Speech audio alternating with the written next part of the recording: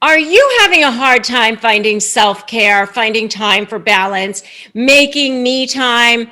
Well, by the end of this video, you're going to know exactly how to do that.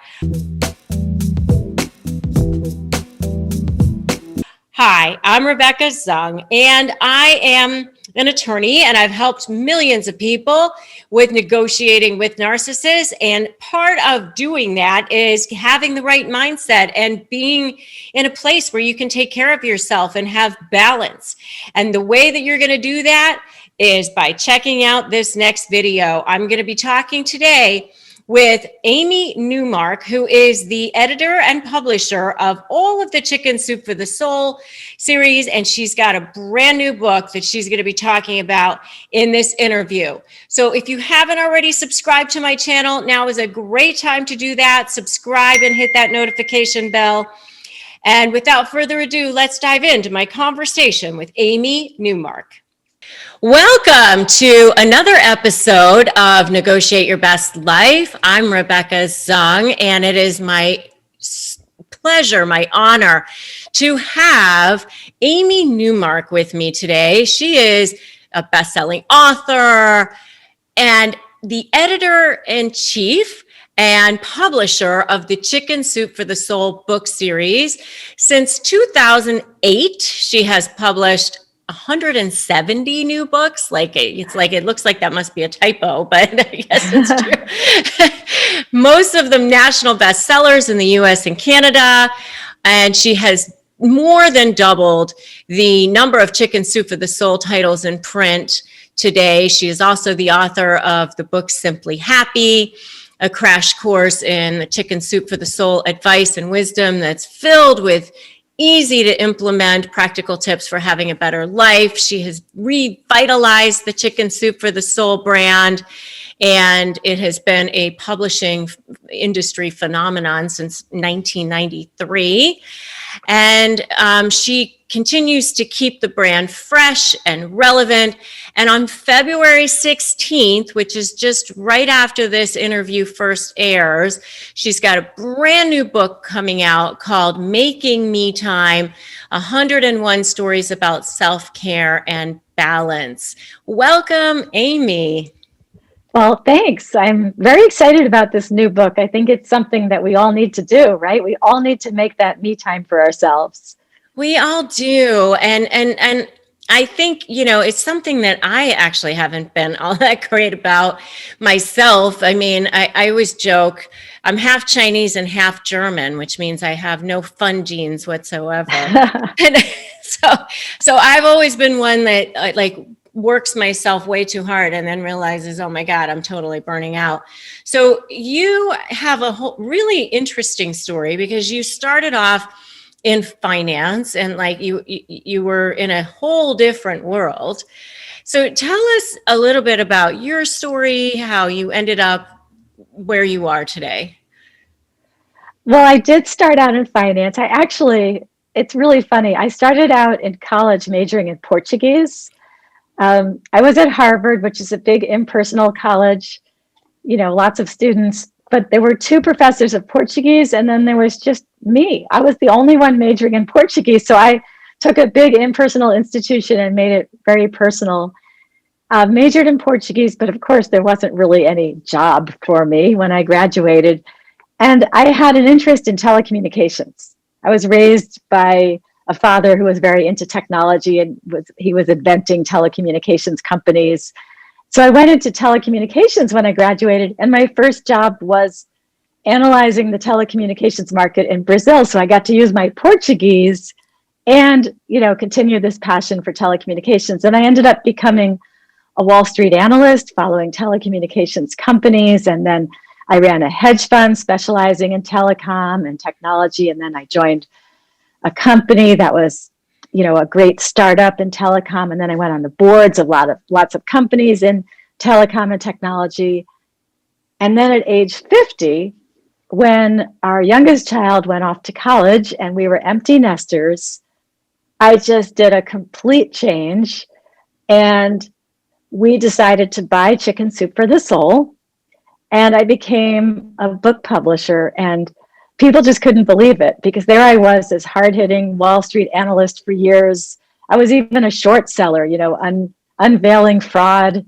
I was even reporting companies to the SEC when they were fraudulent, letting the regulators know which companies were defrauding investors. And then all of a sudden I went from Wall Street, where the emotions are really fear and greed. Those are the two emotions. And I went to Chicken Soup for the Soul, where I deal with every possible emotion. But to me, it was all the same thing. Like when I was turning companies into the SEC and looking out for investors, I was doing something that was good for society. And so to me, it's not really any different trying to help people through Chicken Soup for the Soul books. And I've always loved writing. So now I write every single day. I write so much. I just sit down and write every day, edit, think about what books we should do next, what society really needs next. So it's been very fulfilling. Yeah, I mean, what an inspirational story for so many people. And, so I want to ask you, and you don't have to tell me any specific people, but have you had to deal with toxic personalities in your life, or your, business or personal life? Oh, yeah, I could make a list. I mean, if you're out there and you're doing things, you're exposing yourself to toxic people. Of course, there are the toxic people in your families and in your, more social relationships. But then in the business world, you run across so many people who just bring so much negative energy into your life. And I think back to my very first job after college. I worked for a total narcissist. He couldn't really keep talented people, because I left after a year. I mean, everybody left him, because if you were good, you just couldn't stand staying there. And yeah, Wall Street's full of people who are narcissistic, who have all kinds of diagnosable disorders, I would think. And so it's very toxic. And so, yeah, I was basically just navigating my way through a lot of toxic relationships until now. And what's really cool is that I didn't actually understand this about toxic relationships until I started at Chicken Soup for the Soul. So I love what you do, Rebecca, because you're opening people's eyes to what is making them unhappy in their lives. And I just navigated my way through all these nasty people, but never really stopped to think about what was going on and what was motivating them and why they were bothering me so much. And then when I started reading all these Chicken Soup for the Soul stories, I know this, I must sound like I was really late to this, but I was 50 when I realized what a narcissistic person was and what a toxic person was. And then I said, oh my gosh, I'm allowed to get rid of these people.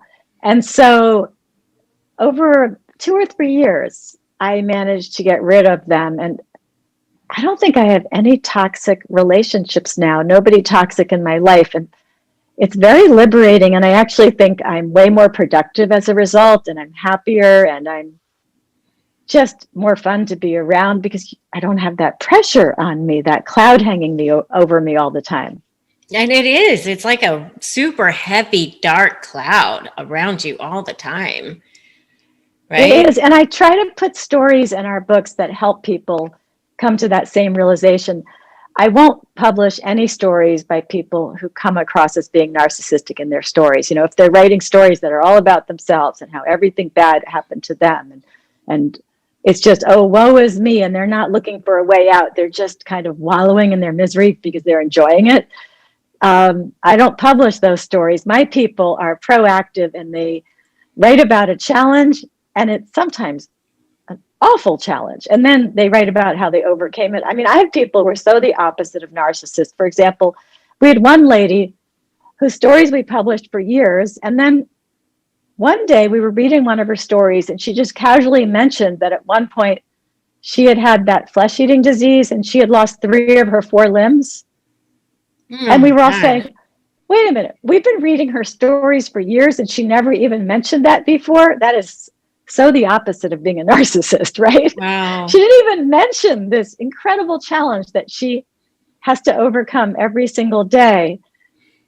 So I try to publish people like that. And I also try to publish a lot of stories where I show people that you can identify the toxic people in your life and then you can get rid of them and 100%. how to do it. And I give them like tips for how to get rid of them. And then this is what your life will feel like once you get rid of them. So I mostly focus on their personal lives, their families, their social lives, and I know you focus mainly on their business lives. No, well, no, personal lives. I mean, because a lot of the people who follow me are dealing with it in divorce. So it's, Oh, of course. Right. that's very, very personal. I mean, I always say that the divorce paradox is that during the worst, most traumatic time of your life, you have to make the most critical decisions of your life, of all the things that mean the most to you, your children and your home and your money and your business and all that sort of thing. And so, I mean, but the thing about toxic people and narcissists is that they attach themselves to people who they think they can get a lot of supply from. I mean, so I'm actually, what you were saying is, I mean, I tell people that I have been a victim of narcissists as well, because I want people to know that it's not, they don't target weak people. I mean, and that's why I wanted to bring that out from you, because, anybody can be a victim of a narcissist, anybody, You're right, because when I tell people some of my past experiences with these toxic people who are narcissists, and I tell them how I started behaving like a little mouse, they say, You acted like a little mouse? And I say, yeah, I did. It's pretty hard for me to believe that I did that now. Now I got from mouse to more like female lion, like very, very strong and courageous and willing to speak my mind and speak up for myself and for other people who are close to me. Right. I mean, and same here. I mean, I had a situation, a couple of situations where I ended up like, you find yourself kind of going along to get along. You don't want to be perceived as difficult, or I don't know, it's like in your mind, you start doing these things that are certainly not who you really are. And it just starts to eat away at your soul. Speaking of chicken soup for the soul. Yeah. So speaking of chicken soup for the soul, let's talk about making me time. It's 101 stories about self-care and balance. And I love that it's broken down into these sections. And I love, just some of them are like mind, body, and spirit, and accept help, and letting go of the reins, and self-care isn't selfish, and you deserve it, and pursue your passion. I mean, like these all like jumped out at me, and they're just exactly what you need when you're dealing with a difficult or toxic personality. So I think that making me time is one of your first steps to recovery, because it's one of the first things you can do where you're putting yourself first. If you have a daily to-do list and you put yourself on your daily to-do list, like 1 hour of reading or 1 hour of walking or 1 hour of calling friends and chatting with them, or whatever your psyche needs, you put that 1 hour on your to-do list, you're already reclaiming control of your life and taking back control from whatever toxic influences are there. Or maybe you have a perfect life, but you still have been doing for everyone else before you do for yourself. Even when I was raising my kids and they were really little, I do remember that from 10 p.m. to 11 p.m. every day was my time. That was all I could get, was 10 to 11 p.m. From 10 p.m. to 11 p.m. I got to get in bed and read a book for 1 hour. I just worked towards that hour all day long. Yeah. But hey, good for you for like actually recognizing that you needed to do that. So one of the stories in the book is called A Splash of Insight. And it was written by a woman named Lynn Kinnaman. And it actually really spoke to me because I had a situation that was similar. And apparently a question was posed to her on social media that shocked her. She said it hit her like a bucket of cold water. And it was, what do you do for fun? And I remember having that's when I had my law firm, and I had the largest family law firm in Southwest Florida for a long time. I had like all these employees. I was running 50 plus multi-million dollar divorce cases at a time. And I remember thinking, I don't do anything for fun. I remember having this like thought to myself. It was like even taking care of my daughter and making her orthodontist appointments and getting her to theater and all of that was like on the to-do list. It was just like, get it done, get it done, get it done. It wasn't like enjoy any of that, you know? And so talk about that. I love that story. Yeah, Lynn said when she was asked, what do you do for fun? She couldn't think of a single thing. And then she started thinking it through and she realized that she was busy all the time, which is why she thought she didn't do anything for fun. But then she realized even though she was busy all the time, she wasn't really being that productive. And then she thought about the fact that she'd been wanting to get a new dog for years. And she thought, this time I want a small dog that can travel with me and hang out with me more, and I won't have to exercise it as much, and it will sit in my lap and be happy. And so she got a little Havanese, and in the course of taking her Havanese for, doggy play group, she met another owner of a Havanese, and she and this lady clicked with each other.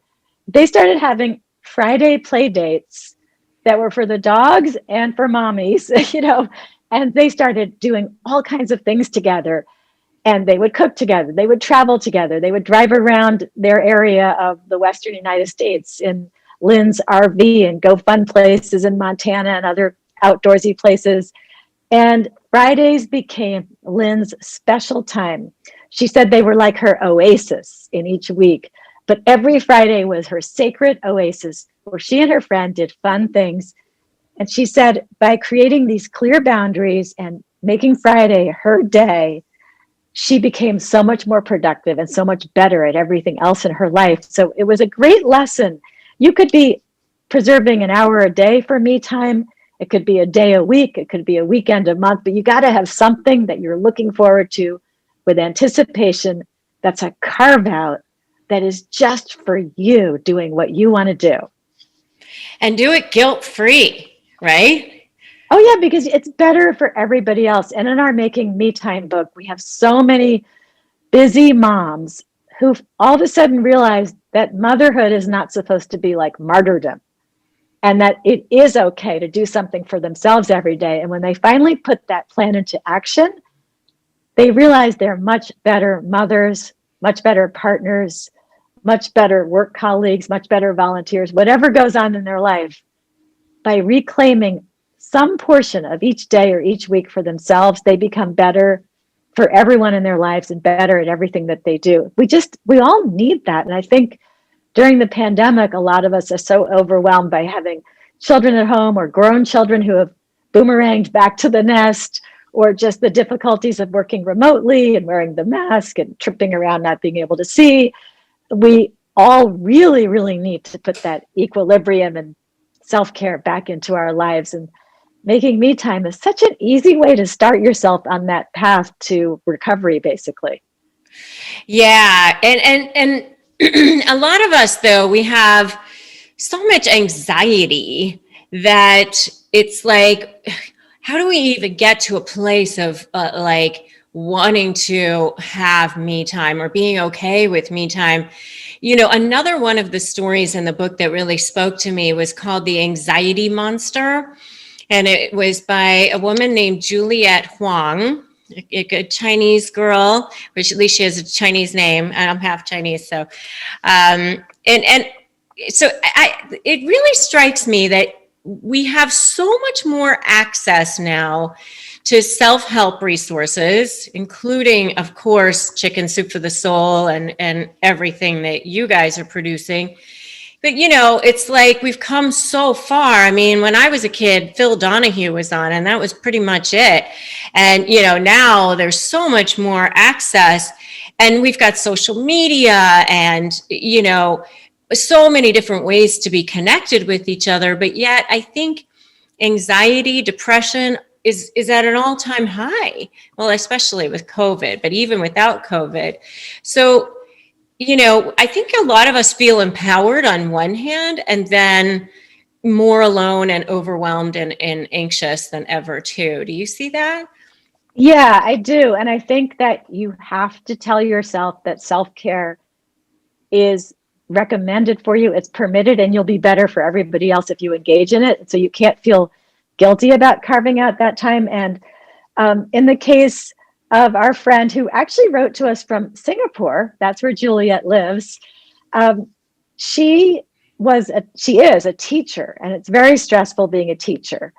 And she just has always dealt with anxiety anyway. A lot of people who write for us, just in general, have anxiety issues. And then they share their tips with us, which is really helpful because if it works for them, it's going to work for everybody. And she finally decided that even though she was not a great ballerina, not a great dancer, she still loved ballet. And she might be, one of the older people in her class, but she loves doing it. So she's in her early 30s now, but 6 years ago, she realized that if she went to ballet every single week, it just saved her. And while she was at school and feeling so stressed out about everything, she just kept thinking, I'm going to go to my ballet class. And that is her place of joy. It's not doing anything for anybody else. She's not that great at it. It's just for her. And that's what she does. And I think that's just so wonderful. There's another woman in the book who goes horseback riding every Saturday. And everybody knows that that is her sacred time. And she's happy the rest of the week, no matter what she has to do, because every Saturday she goes horseback riding. So it's like we talked about in Lynn's story, it's that oasis that you need. Yeah, as you just talked about that and the horseback riding and everything, it reminds me of when the year before I decided to merge my practice with two other guys and move to California and do all these different things, I actually started taking flying lessons and I became a private pilot. And I think it was just because I just wanted to be free, fly and soar and be alone and not have my phone. And it did. It made me feel better. And so, along those lines, there's another story in the book, and it was called Learning to Take Care of Me. And it's by C. Eid. I don't know if I'm saying that right, but and she lost her husband unexpectedly when she was 36 and a mother of two young children. And a lot of my community and my audience are people who are dealing with divorce or somebody in their life who they have to, deal with losing the idea of whatever that future was. And I love the quote at the beginning of that chapter too. It's Brene Brown, who of course is fantastic. Owning our story and loving ourselves through that process is the bravest thing that we'll ever do. Can you talk about that a little bit? Yeah, I mean, this was a very typical story. We get a lot of stories from women who are on their own now through the death of their husbands or through divorce, and they have to recreate their lives and often have to keep going strong for other family members who are depending on them. And so in her case, she lost her husband to pancreatic cancer, which, comes on basically symptom free, and it can be very, very fast. And so it's a total shock to lose her husband when she was only in her 30s. But she finally discovered how to take care of herself. And she said it changed over time, and there's no one right answer. So in the beginning, for her, drinking wine was the right answer. She doesn't really recommend that because she was drinking too much wine, but it helped her sleep. And then she gardened until she herniated a disc. But she said, over time, she kept doing things, and what she needed to help herself kept changing. So then she tried artwork. Then she wrote a blog. And so she said that she discovered there was no one solution. And at any given time, one solution might be right. 6 months later, another solution might be right. But what she learned was that self-care was fluid and evolving, but always necessary. And so you don't have to say, I'm going to resume doing artwork. I'm going to go get all that art supply stuff that I have hidden in that closet. I'm going to use it. You might try it and say, well, that didn't work. Well, you're not stuck with that. You can switch to, I'm going to go walk in my neighborhood for an hour a day, or I am going to learn how to bake sourdough bread, whatever it is. And it can keep changing. What's key is that you're allowing yourself to have that time. And she says that she no longer stresses over this question from her friends, are you taking care of yourself? Because yes, she is. And if they say, well, how?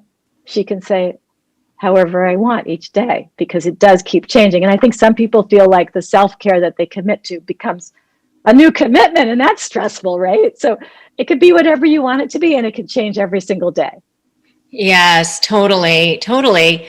And another story that jumped out at me was in the accept help section. And I love just the title of the accept help, and it's surviving and thriving. And it's about a woman named Terry Hans who survived breast cancer. And I think it really applies to anyone who's trying to survive and thrive a toxic situation. So talk about surviving and thriving and also accepting help.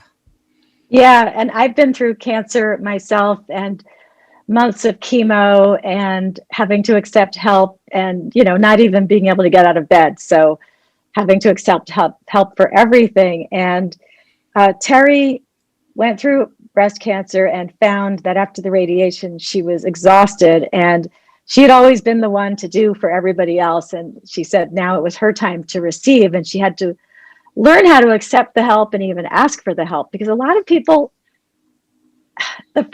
I guess one of the things that can liberate you first is knowing you should ask for help, and people will give it. They want to hear what you need. You just have to tell them. They're eager to help you. And so she said she had to make herself a priority for the first time in her life. And in her case, she used weekly massages, and she found different things to do for herself, a cancer support group. And then after her last radiation session, she boarded a plane for Disney World, because that's what she wanted to do, even though she was exhausted.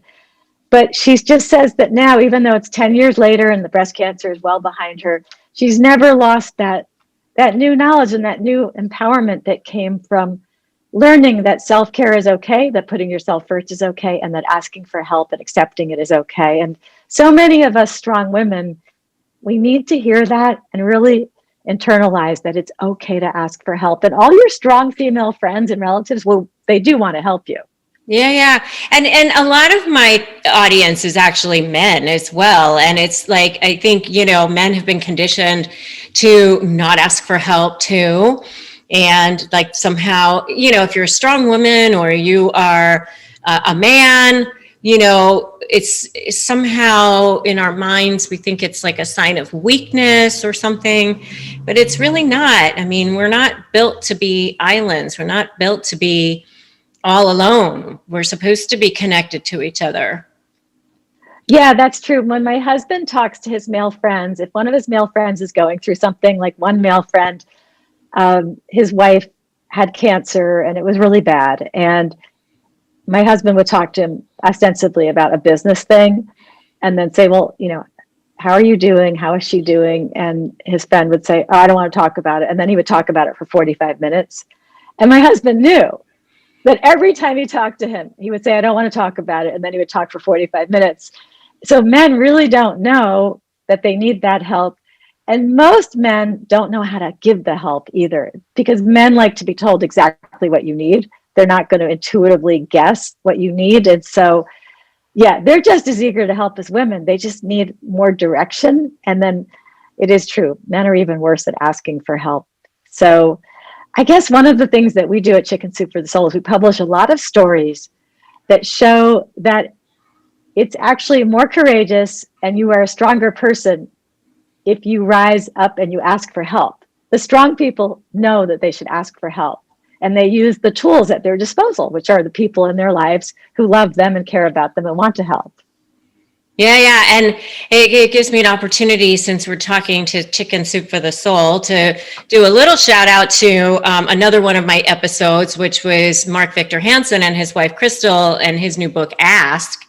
And, he says, just ask, because, people are going to be willing to say yes. And once you ask, the universe starts to line up for you and gives you what you want, just to be a little bit on the quantum law side of things, Yeah, that's so true. I do that in my business life and in my personal life. I'll get, somebody will say, we don't have blah, blah, or I can't do blah, blah. And then I'll just say, well, could you do such and such? And then they'll say, why, yes, I could, and they're almost surprised themselves. And then I get what I need for my personal life or for business. And then I'll tell people and they'll say, well, how did you get that? And I say, well, I asked for it, and yeah, people don't know. Or if somebody says no, you just ask the question again in a slightly different manner and they might say yes. Yeah, exactly. Or you just say to the universe, I think I need this. And then all of a sudden it starts to show up, or the person who has those skills shows up in your life. It just happens that way. I find that all the time. It just works out. Things always work out. They do. And even the toxic situations in your life end up to be great lessons for you. I mean, I have to have gratitude even for the narcissists in my life. As much I don't want them back. If the universe is listening, I do not want them back. But I'm grateful, for the lessons. Yeah, it's true. I mean, every hardship you go through makes you stronger and wiser and better at the rest of your life. So I guess when you're going through one of those hardships, just think, well, okay, this one's almost finished. And now going forward, I'll never do that again. And I'll be so much better at everything else that I do. And you're just kind of shedding challenges as you move along, like shedding skins. Totally. And so the last story I want to highlight is one that I just thought it would be a nice one to kind of leave people with, sort of like something for them to sort of think about what they could do next and kind of a takeaway for their own lives. And it's a story by a woman named Melissa Weber, and it's called How Do You Want to Spend Your Time?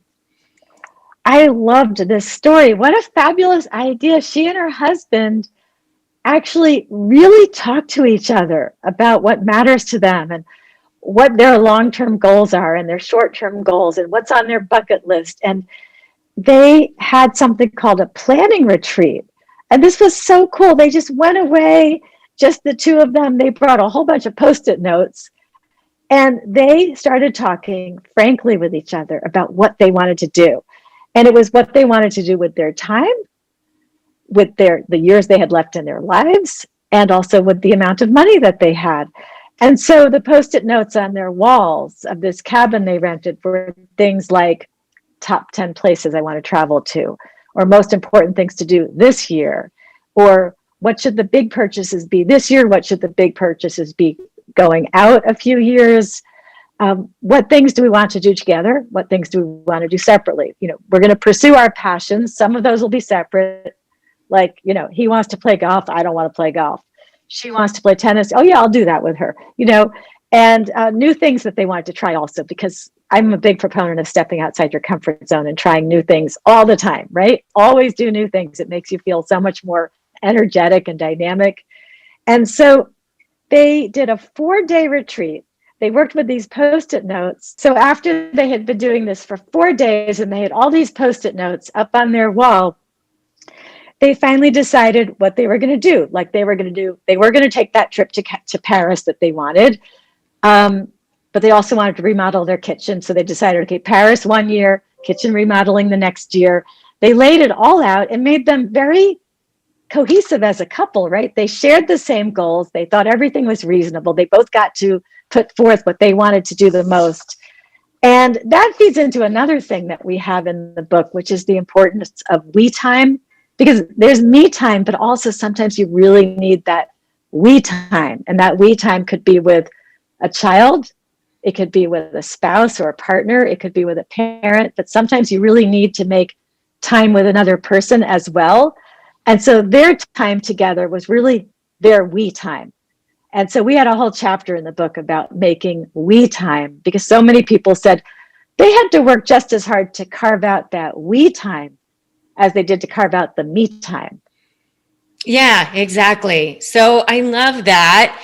And where can people find this book? It's called Making Me Time, 101 Stories for Self-Care and Balance. It comes out on Tuesday, February 16th. Where can they get it? They can get it at Walmart. They can get it, I think Target's going to have it. A lot of the big chains are going to have it. Then, of course, Barnes & Noble, Books A Million, Amazon. We're distributed by Simon & Schuster. So even if your local independent bookstore doesn't have it, they can get it in one day. So, yeah, we always want to support those local independent bookstores. So, Totally. please, if that's a place you like to shop, please order the book there instead to keep those guys going because they're working so hard during the pandemic. So really, anywhere books are sold, and our books are always available as ebooks as well as in print. Wonderful. And where can people find out more about you? Well, I have a website called amynewmark.com, and we also have chickensoup.com where you can read all about our Making Me Time book and all of our other books. And you can even, if you like to write and you want to share a story of your own, you can even go to chickensoup.com and click on Submit Your Story and find out how you can become one of our published writers.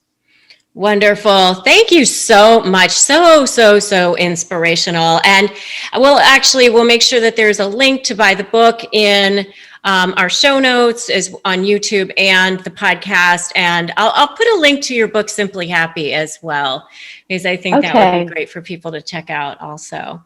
So thank you so much for joining me today on this show.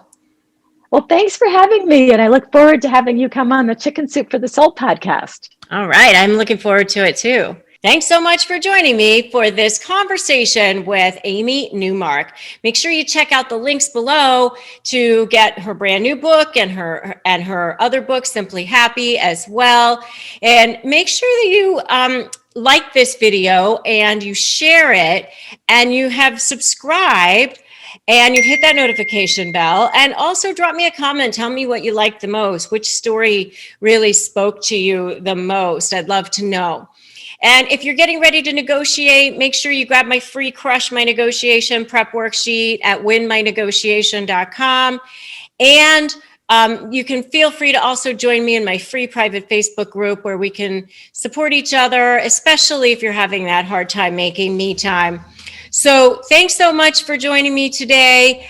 I'm so glad that you stopped by my channel. Remember, today's a great day to start negotiating your best life. I'll see you in the next video.